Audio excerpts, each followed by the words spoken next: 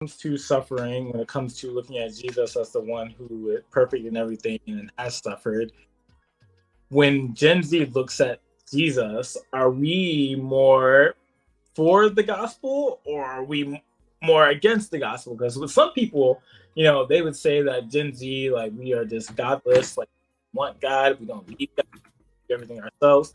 But if we're being honest, there's people like that in every generation. God, we saw Asbury Revival, right? Like, they, a couple weeks Mm-hmm. worshiping Jesus, just being there, and not sure what the fruit from that will come from that, but I'm sure something will happen from that, right?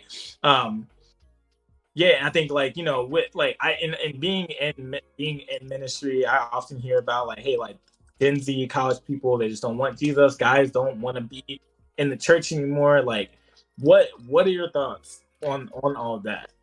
Bro, so I just pulled it up, right? And it says Gen Z is actually the least religious religion, right? Um, and bro, it's crazy because I don't know if this has to do with Gen Z in general, or if because if you look, I'm looking at this graph here, and the data is showing that each generation has gotten less Christian going down, right? The silent generation was 50% Protestant, then 41% for boomers, 32 for Gen X, 24 for millennials, and 22 for Gen Z. And look at knowing a little bit of data science here, I could make an argument here that it only went down 2% from millennial to Gen Z. So like we have the least lost and the greatest retention of Christian. That's how I view that data set, right? Somebody else might write a whole article reading this and say Gen Z is least godly, right? But I look at this and say, from let's go back to the oldest data set, silent generation to boomer, right? 50% to 41%. That is a 9% decrease. Next, same thing, boomer to Gen X, 41 to 32. That is another 9% decrease, right? Gen X to millennials, that is 32 to 24, 8% decrease. So we see a little more retention there, right? So then we get to millennial Gen Z, 24 to 22%. That is 2% loss. That is 7% greater retention rate than the most Christian generation. So to me, that data says a lot. It says that Christianity is not a gimmick, right? Even in the face of a decrease, even in the face of us becoming less religious, Christianity is holding up. The gospel doesn't need a gimmick, and I think throughout human history, we've seen a level of like nominal Christianity.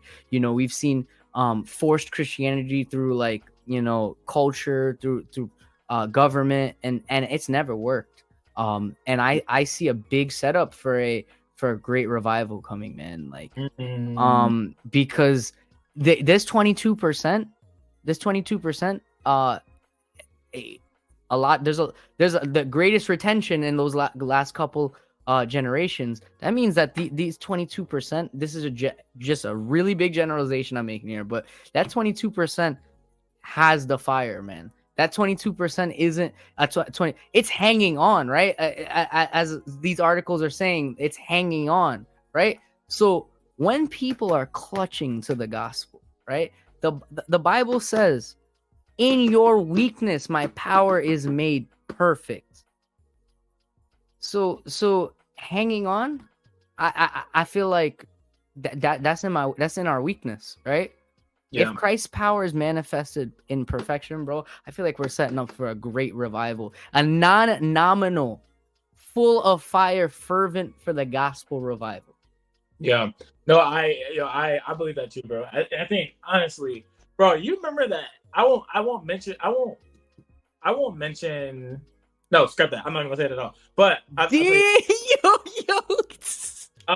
but no, I agree. I think that Gen Z is on the uptick of just an authentic Christianity, right? Because I think, like, so often, like, the complaint from the church is that, like, if it just felt like the Christians or Christianity felt like such a hypocritical like religion, right? For many Gen Z or just even millennials that are saying like, hey, like the Christian church isn't what they what they promoted to us. Like, and now they like when we got into the Christian church, they bait and switch, and they just turned out to be not who we thought they were.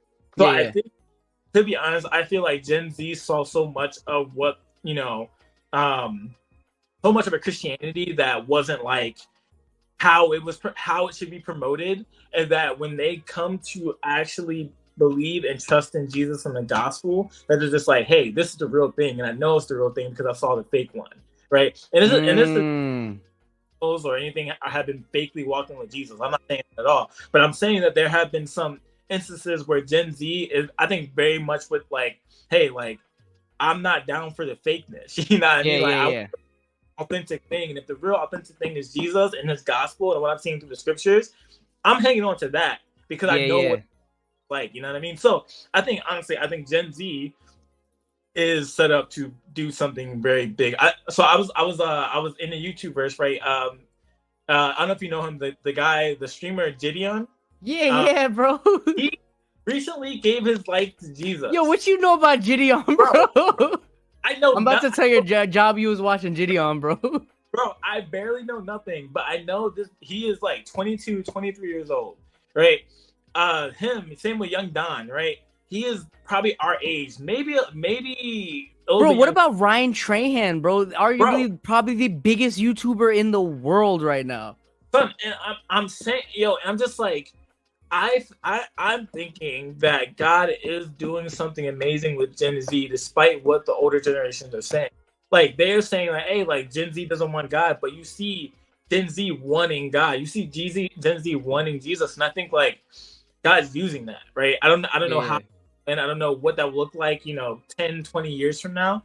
But I know like there's a search for authenticity. There's a search for a hole to build. And that Gen Z it's a big gaping hole because we fill ourselves with so many things, right? Yeah. Social media, instant gratification, getting money, getting power, getting all these different things. That I think the thing that the human heart always struggles with, but Gen Z has so much more in our face with social media and just all these different things where it's like all these things will leave you empty, yet you have something being promoted to you saying like, hey, this can fill me. And I think Gen Z wants that and desires that. And I think when they get introduced to the real gospel and realizing that, hey, nothing else in this world can fill you except Jesus, I think Gen Z